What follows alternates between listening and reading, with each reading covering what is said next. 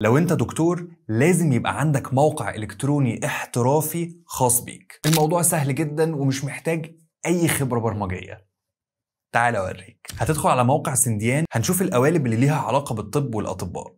القالب ده شكله كويس، خلينا نختاره. وما تقلقش، الموقع بيتفاعل لو هو شغال على موبايل، على تابلت او حتى لابتوب، من غير اي تدخل منك. نبدأ التعديل بكل سهولة.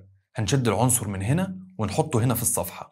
هنعدل على النص، نغير الألوان، نغير الخطوط، كل ده بسهولة شديدة جدا. وطبعا ممكن نستخدم ألوان القالب أو حتى الثيمات الجاهزة الموجودة للقالب، أو حتى إنك تسأل تشات جي بي تي تقول له أنا دكتور أطفال وعايز أعمل موقع خاص بيا، إيه هي الألوان اللي المفروض أستخدمها في الموقع. وممكن حتى تخلي شات جي بي تي يساعدك في كتابة المحتوى اللي هيتحط في الموقع، ويساعدك حتى في تقسيم الصفحات بتاعة الموقع. بعد ما جهزت الموقع بشكل كامل تقدر إن أنت تختار دومين مجاني وتستخدمه. دلوقتي بقى سهل على المرضى ان هم يوصلوا لك ويعرفوا معلومات عنك، ويبقوا كمان شايفينك وعارفين انت مين. محتاج اي مساعدة في الموقع، ففي دعم فني متوفر من سنديان يساعدوك في اي حاجة انت عايزها. جرب الموقع، وكالعادة ادعي لي.